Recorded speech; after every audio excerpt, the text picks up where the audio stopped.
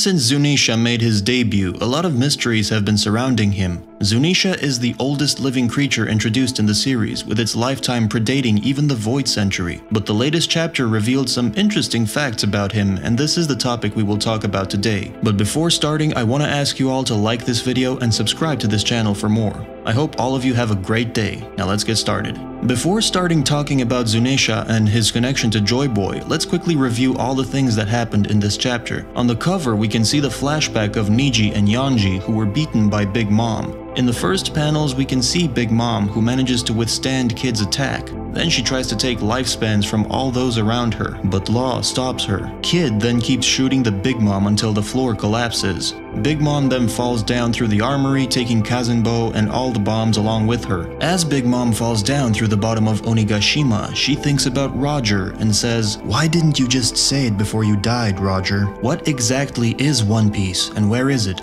Big Mom falls into the Wano Kuni's hole, while she tells Law and Kid not to think that she's going to die this easily. We see a huge explosion in the hole. The narrator then proclaims that Law and Kid are the winners of the battle, and they have beaten one of the 4 emperors of the sea, Big Mom. A lot of people think that this is the end of Big Mom's character, but I don't think so. Her last words make me think that she will somehow return. This is not really an impossible thing for her, since we know that she has one of the strongest skins in the series, but I think her role in Wano is finished. She has been beaten a lot of times already, and I think it's time for her to leave this country. But her future seems very vague for me. I don't think that we will see her in the next arc, which is arguably the Elbaf arc. We know that Big Mom and the Giants have a very bad history with each other. We know that when Lin Lin was 5 years old, she was accepted by the Giants of Elbaf with no problem at all. It was the first time in her life she was able to stand next to people and buildings her size, although there were incidents of her uncontrollable strength coupled with her underdeveloped mindset, causing quite some trouble, such as greatly injuring Irie when she tried to swat a mosquito at him. However, friction between her and the Giants began after she devastated a village because of her craving sickness. Jorul was exasperated at her actions, labeled her as a devil, and attempted to cut her down, only to be fatally injured by the rampaging Lin Lin and got killed as a result. Jarul was going to avenge Jorul, but spared Lin Lin because Mother Carmel pleaded for him to.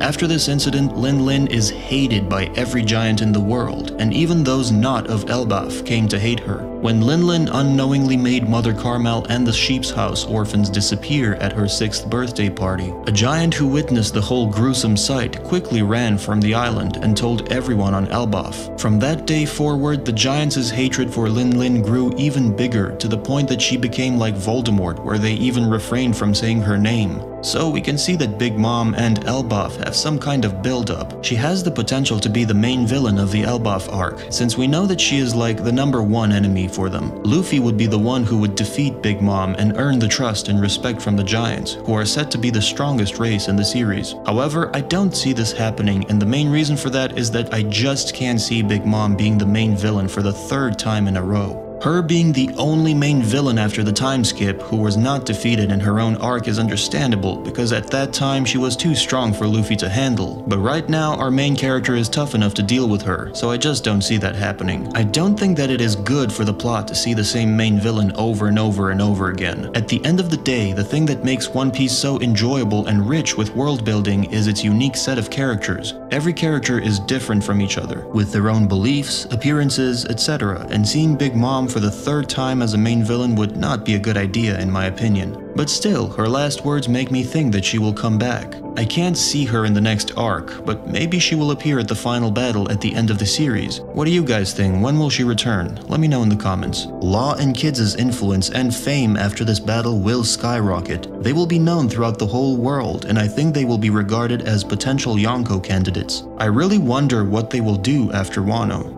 I doubt they will join Luffy in the next arc, but who knows? We also see Zoro and Brook in the separate panels, which means that the theory of the Grim Reaper being Brook fails. Honestly, I never took this theory seriously, since I doubt Brook would leave Robin alone while CP0 is after her, just to prank half-dead Zoro. This seems very out of character for him, and I'm happy that this theory failed immediately. However, we still don't know if the Grim Reaper is real and not the hallucination of Zoro. In my opinion, the Grim Reaper is the aura or the soul of Enma. We already know that Enma is no ordinary sword, and swords in One Piece have their souls. One of the examples could be Enbima Yonezu, which is a stronger variation of the regular onigiri, where the swords are twisted during the slash for added force, resulting in this attack striking multiple opponents instead of one. This was first seen being used against several marines in the Enies Lobby courthouse. We can see that when Zoro uses this technique, we can see a cloaked demon with glowing red eyes in the anime that appears to be standing behind him. This Grim Reaper could be from Enma, which challenges Zoro, and after this battle, Zoro will finally master the sword. On the other hand, it could be a real Grim Reaper, and if that was the case, then it would mean that we are introduced with a whole new level of powers. Even though I really like the idea of a Grim Reaper being real in One Piece, I still feel that it is something connected to Enma. Finally, let's get to the most interesting part of this, in my opinion, and that is connected to Zunesha and Joy Boy.